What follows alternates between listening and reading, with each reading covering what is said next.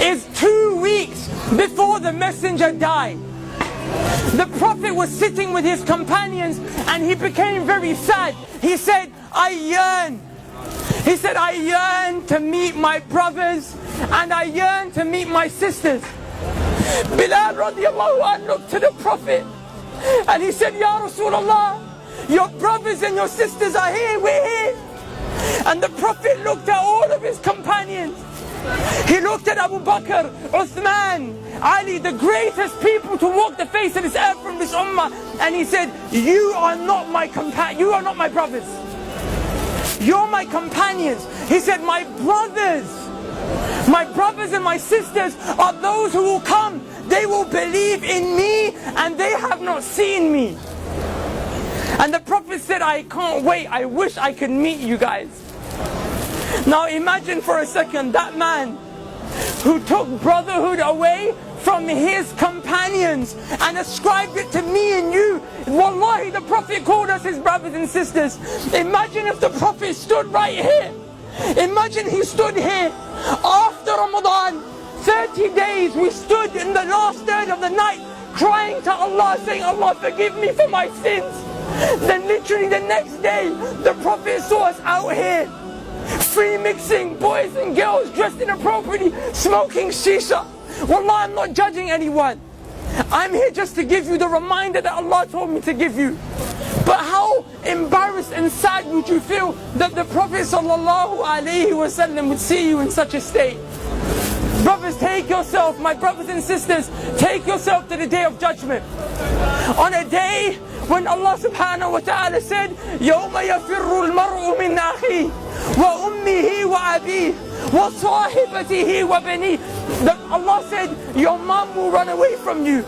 Rather, you will run from your mom. Wallahi, your mom will smile at you burning in the hellfire. Wallahi, billahi, tallahi, dhalika yawmul haq. You will see it with these eyes. The same way you see my face today. You will see people whose mothers are smiling and thanking Allah that their sons and daughters are burning in the hellfire because they got saved. The mother got saved because she took some deeds from that son and daughter that wronged the mom. That day your mom won't spare you. On that day, the only man that will look around, the only man who will go around into sajda, he will fall, waiting, crying to Allah so that we can be saved and go to Jannah, is Muhammad sallallahu alayhi wa sallam. But I tell you something, Wallahi, he won't recognize you unless you are from those who prayed. Because the hadith of the Prophet tells us that the Prophet will notice you from the marks of sajda on your foreheads and the marks of wudu on your arms. The Prophet sallallahu alayhi wa sallam will go to certain people, however, people like us who pray in Ramadan. So we're going to have a few marks of sajda, we're going to have a few parts of wudu on our arms, but we didn't worship Allah like we were supposed to. We were Ramadan Muslims, Eid Muslims, Jummah Muslims. The Prophet will see people like that. The Prophet will go to them to save them. The angels will envelop them and say, Ya Muhammad, stay away. I'm taking these people to the fire. The Prophet will say, they're from my ummah. These people are from my ummah, leave them. The angels will say, Ya Muhammad, you don't know what they did after you left. The Prophet will say, that very same man who cried every night for me and you so we could be saved. But when the day comes where you will meet Allah and whatever has been established has been established, the Prophet will look at you and say, Suhqun, Suhqun, get away from me, take them away from me. But those who prayed, even though our life was difficult, there was fitna all around us, even though people called us to come out to the shisha cafes, to the clubs, your girlfriend called you, your boyfriend called you, even though that happened, the Prophet will grab those people. He will say, come, come, come. He will save you from the fire, take you to the gates of Jannah where there is a fountain called Al-Kawthar. He will dip his hands in. He will say, drink, drink, drink from my hands, drink from my hands. Are you okay? Go into paradise. Udkhuluha bisalam. Dhalika yawmul khulud. Enter with peace for eternity, happiness, and never-ending happiness that will never cease, brothers and sisters, and never-ending happiness that will never leave.